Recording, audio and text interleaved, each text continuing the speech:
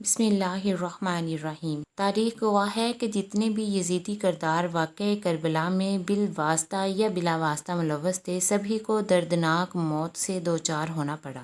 لیکن ایک شخص ایسا بھی ملتا ہے جس کا دعویٰ تھا کہ وہ کربلا میں شہنشاہ دو جہاں کے نواسے جنتی سردار حضرت سیدنا امام حسین کی شہادت میں ملوث تھا اور یزیدی فوج کا کرتا دھرتا تھا، لیکن پھر بھی وہ امن و سکون کی زندگی گزارتا رہا اور موت بھی عالی شان آنے کی پیشن گوئی کرتا تھا۔ ناظرین گرامی، 6,000 سپاہی جو کربلا میں یزیدی فوج میں شامل تھے، ان کو قتل کرنے والا مختار ثقفی تھا، جس نے قسم کھا رکھی تھی کہ جب تک واقعہ کربلا برپا کرنے والا ایک بھی سپاہی زندہ ہے تو مختار اپنے خیمے میں آرام دہ نیند نہ سوئے گا۔ اس کے علاوہ جو باقی بچ گئے، ان میں سے بہت سے اندھے ہوئے، کچھ لوگوں کو چہرے بد صورت ہو گئے اور ان کی پہچان نہ ہوئی، کچھ لوگ شدید پیاس اور بھوک سے مرے۔ اسی طرح ہر کوئی طرح طرح کے مصائب سے تباہ و برباد ہوا اور مر گیا۔ حضرت علامہ ابن جوزی نے سعدی سے نقل کیا ہے کہ میدان کربلا میں ایک آدمی نے مجھے دعوت دی۔ وہاں بہت سے لوگ شامل تھے، وہ آپس میں ایک دوسرے میں باتوں میں مصروف تھے اور وہ یہ باتیں کر رہے تھے کہ جو بھی یزیدی سیدنا حسین کے لشکر کو شہید کرنے میں ملوث تھا، ان کو اللہ نے ذلت و رسوائی کے سوا کچھ نہ دیا، اور ان میں سے ایک شخص میزبان تھا۔ اس نے فوراً جواب دیتے ہوئے کہا، میں بھی یزیدی فوج میں شامل تھا، میں تو آپ سب کے سامنے زندہ اور بالکل تندرست بیٹھا ہوں، مجھے تو کچھ نہیں ہوا۔ جب رات کا سما ہوا تو یہ آدمی اپنے چراغ کی بتی کو درست کرنے کے لیے اٹھا۔ چراغ کی آگ ایسے پھیلی کہ اس کے جسم کو آگ نے راکھ کا ڈھیر بنا دیا۔ سعدی نے بیان کیا ہے کہ ہم نے دوسرے دن اس بندے کی آنکھوں سے یہ حالت دیکھی کہ آگ نے اس یزیدی بندے کو جلا کے رکھ دیا۔ روایت میں موجود ہے کہ ابن زیاد کی فوج میں سے ایک آدمی ایسا بھی تھا جس نے امام حسین نے سر مبارک کو اپنے فتراک میں ڈال کر گھومتا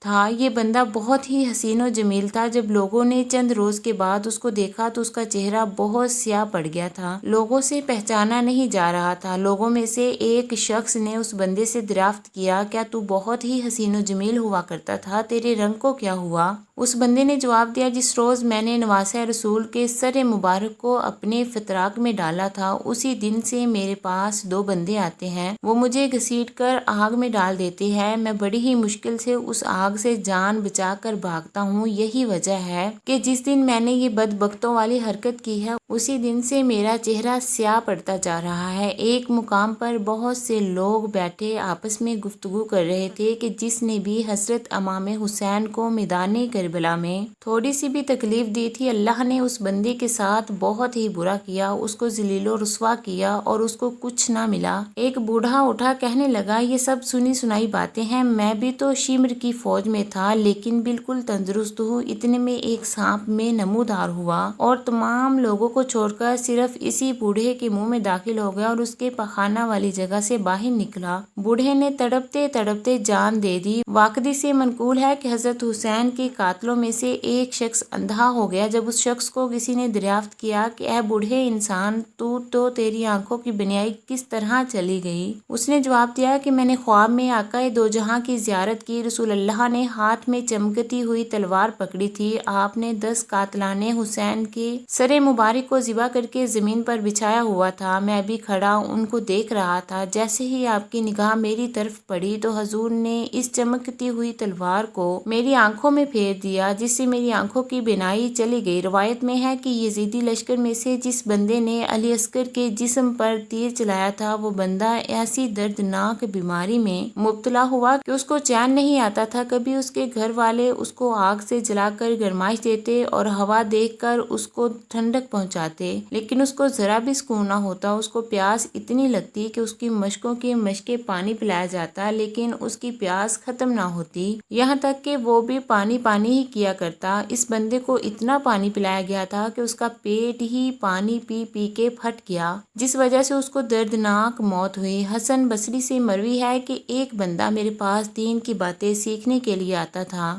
اس کے چہرے اور منہ سے نہایت ہی بدبو آتی تھی جو کہ کسی سے برداشت نہ ہوتی۔ ایک روز میں نے اس بندے سے دریافت کیا کہ تمہارے منہ سے اتنی گندی بدبو کیوں آتی ہے؟ اس نے جواب دیا کہ میں ان بدبختوں میں سے ہوں جو میدان کربلا میں درائے فترات پر پہرہ دے رہے تھے کہ مولائے حسین یہاں سے پانی نہ بھر لیں۔ اس بندے نے کہا کہ ایک رات میں سویا ہوا تھا، میں نے خواب میں دیکھا کہ میں بہت ہی پیاسا ہوں، مجھے پیاس بہت لگی ہوئی تھی، میں پانی کی تلاش میں ادھر ادھر ذلیل ہونے لگا لیکن مجھے کہیں بھی پانی نہ ملا۔ اچانک میری نظر حوض کوثر پر پڑی جس کے کنارے حضور اکرم صلی اللہ علیہ وسلم، حضرت علی، فاطمہ، حسن و حسین بیٹھے تھے۔ ان میں سے کچھ صحابہ پیاسوں کو حوض کوثر کا پانی پلا رہے تھے۔ میں ان کے پاس چلا گیا تو میں نے رسول اللہ سے درخواست کی کہ مجھے بھی حوض کوثر کا پانی پلایا جائے۔ ان لوگوں نے حضور اکرم سے درخواست کی کہ یا رسول اللہ، یہ انہی لوگوں میں سے ہے جس نے سیدنا حسین کے ننھے اور پیارے سے بچوں کو پانی نہ دیا۔ یہ بات سننے کے بعد آقا دو جہاں نے حکم دیا کہ اس بندے کو قطران پلا دیا جائے کہ میں نے جو خواب میں قطران پیا تھا، میری اچانک آنکھ کھلی تو میرے منہ سے اسی دن سے بدبو آ رہی تھی۔